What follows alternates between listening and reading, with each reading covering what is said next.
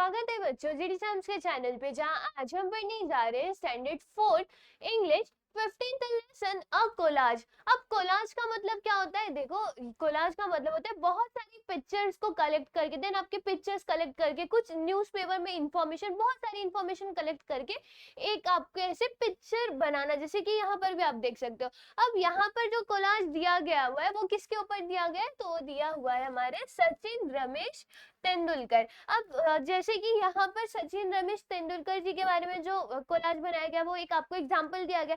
आप चाहो तो आपके जो भी फेवरेट क्रिकेटर्स है, फेवरेट एक्टर है, एक्ट्रेस है, जो भी है, उनके बारे में आप कोलाज बना सकते हो। तो कोलाज बनाने के लिए हमें चाहिए क्या रहता है? जैसे कि यहाँ पर आप देख सकते हो, ये कोलाज का क्या है, एक एग्जाम्पल है। तो आप क्या कर सकते हो, या तो एक बुक ले सकते हो या तो एक डायरी ले सकते हो। अब आपको क्या करना है कि बुक या एक कलरफुल पेपर का शीट ले लो, उसके पीछे आपने ये किया, फिर आपने ऐसे जो पिक्चर्स है वो बना दिए, उस उनके बारे में इंफॉर्मेशन लिख दी, उनके बारे में लिख दिया। तो यही सब क्या होता है? कोलाज होता है। अब यहाँ पर देखो, जैसे कि डेट ऑफ बर्थ दिया गया है। डेट ऑफ बर्थ क्या है? 24 अप्रैल 1973।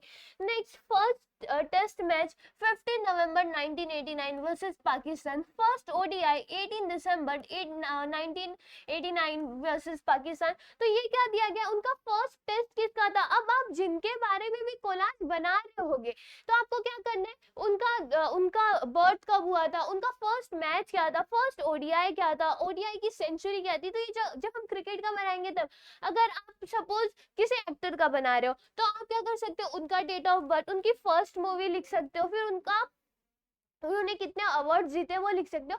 ऐसे करके आप ये सारी चीजें बना सकते हो। अब यहाँ पर जैसे देख सकते हो, ओडीआई रन के बारे में दिया है, ओडीआई के बारे में दिया, ओडीआई हाफ सेंचुरी के बारे में दिया गया। देन यहाँ पर लास्ट टेस्ट मैच कब उन्होंने खेला था?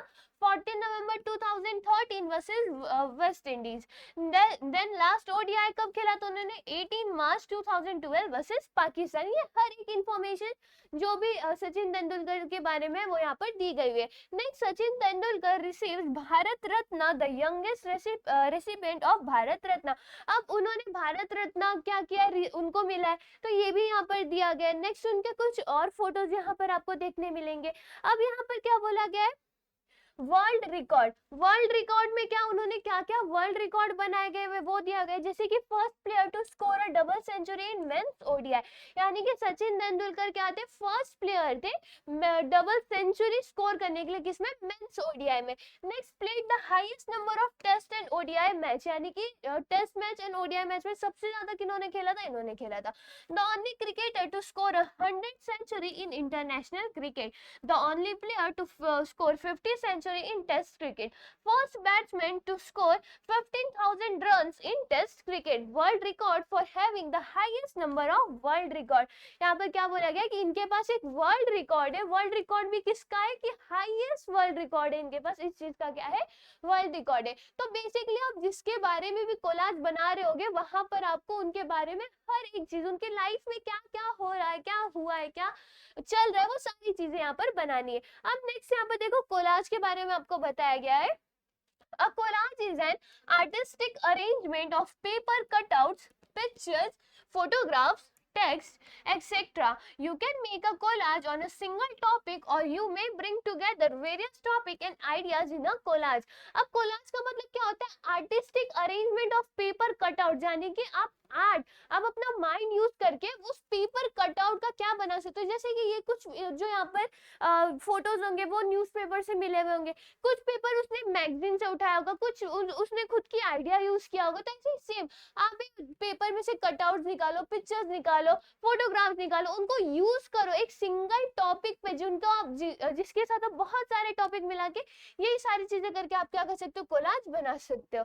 तो ये हो गया कोलाज का डेफिनेशन। अब नेक्स्ट है यहाँ पर जो कोलाज का एक और एग्जाम्पल है, वो मतलब सेम एग्जाम्पल, बस उसके नीचे और उसके बारे में बताया गया हुआ है। अब यहाँ पर बोला गया माय फेवरेट क्रिकेटर। जैसे कि अगर कोलाज है, अगर आपके फ्रेंड्स आपको पूछते होंगे कि तुम्हारे जो फेवरेट क्रिकेटर है वो कौन है, तो आप क्या कर सकते हो? उनको ये कोलाज दे सकते हो। तो इससे क्या पता चलेगा आपके दोस्तों को कि आपने कितने अच्छे से उनके बारे में लिखा, ये सारी चीजें उनको पता चल जाएगी। सेम चीज आप अपने टीचर्स को दिखा सकते हो, पेरेंट्स को दिखा सकते हो, एंड कोलाज जो है आप बनाते जा सकते हो। अब नेक्स्ट यहाँ पर भी देखो क्या बोलेगा, टचिंग फेयरवेल स्पीच। यहाँ पर फेयरवेल स्पीच, अब सचिन तेंदुलकर जी ने यहाँ पर फेयरवेल स्पीच क्या दी थी, Sachin thank all the people who had helped him in his life, his parents, family members, relatives, friends, his coach, doctors, trainers, managers, media and all the people who support him। अब farewell speech में उन्होंने क्या क्या बोला था, तो यहाँ पर एक शॉर्ट डिस्क्रिप्शन दिया गया कि फेयरवेल स्पीच में उन्होंने हर एक लोग को थैंक किया, यानी कि हर एक लोग को धन्यवाद देते हुए उन्होंने जिन लोगों ने क्या किया था उनकी हेल्प की थी, उनकी लाइफ में, जैसे कि उनके पेरेंट्स हो गए, फैमिली मेंबर्स हो गए, डॉक्टर हो गया, मैनेजर हो गया, कोच हो गया, हर एक लोग जिन्होंने उनकी मदद की थी उनको उन्होंने यहाँ पर क्या किया, थैंक किया है। नेक्स्ट यहाँ पर क्या लिखा गया हुआ है, we are proud of you Sachin.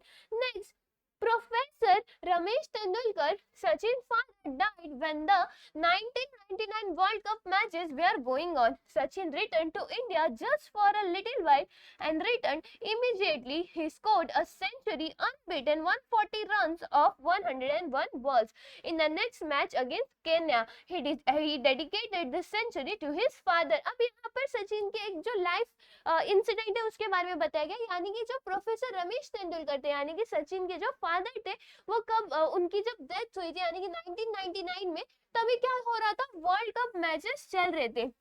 अब वर्ल्ड कप मैचेस चल रहे थे, उनकी फादर की डेथ हो चुकी थी, तो वो इंडिया आए थे, कुछ टाइम के लिए वो यहाँ पर रहे और फिर वो वापस से चले गए वर्ल्ड कप के लिए। और वर्ल्ड कप में जब वो गए तो उन्होंने क्या एक सेंचुरी बनाई जो कि अनबीटन है, यानी कि उन्होंने 101 बॉल में कितने रन बनाए, 140 रन बनाए।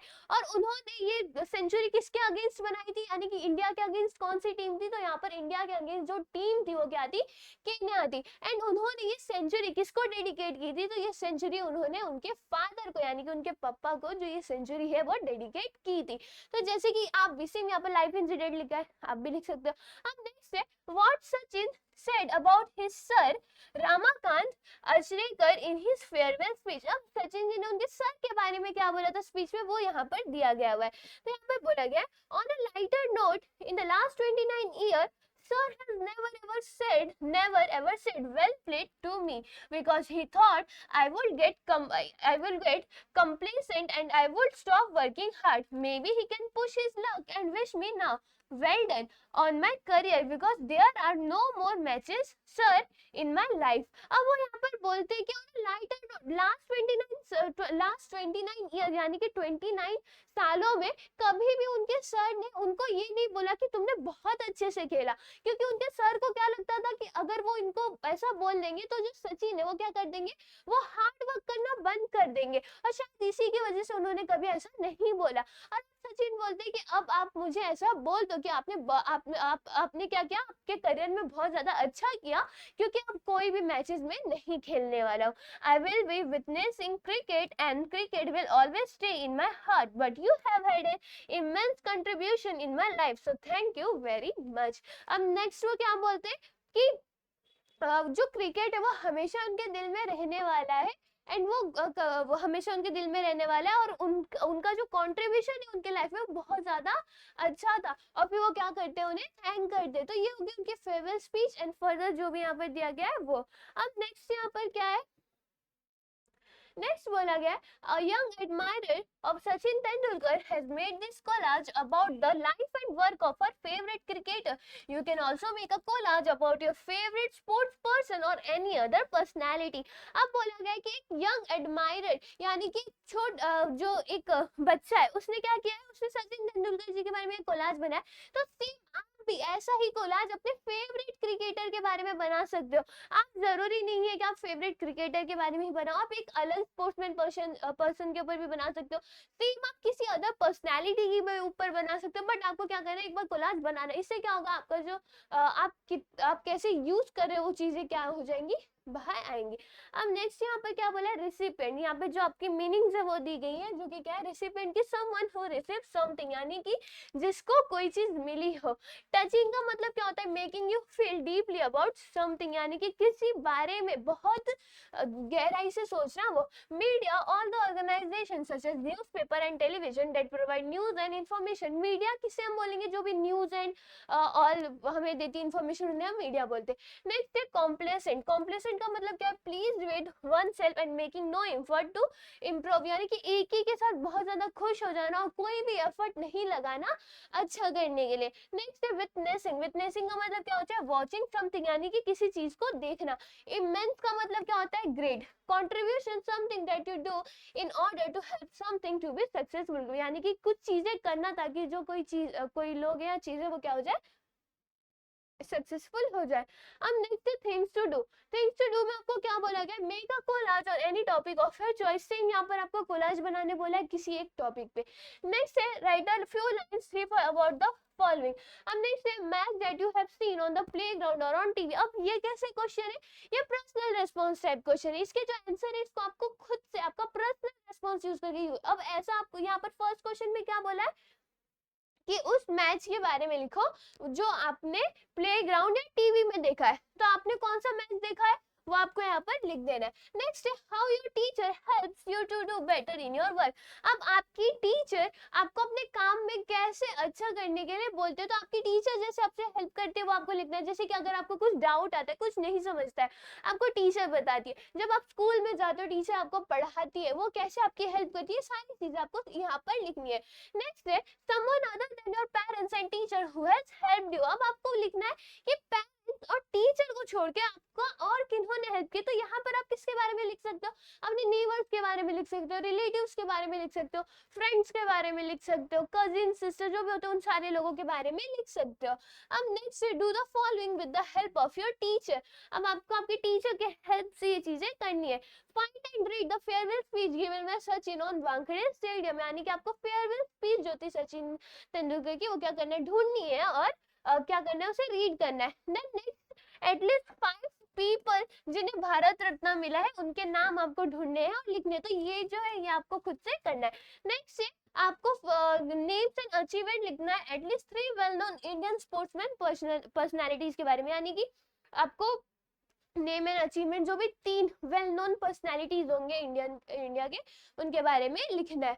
अब ये हो गया आपका लेसन यहाँ पर खत्म, जहां पर आपने क्या देखा, एक कोलाज के बारे में, कोलाज कैसे बनाते सॉरी वो। आई होप आपको ये लेसन समझा होगा। फिर मिलते हैं नेक्स्ट वीडियो में, तब तक के लिए bye bye and take care.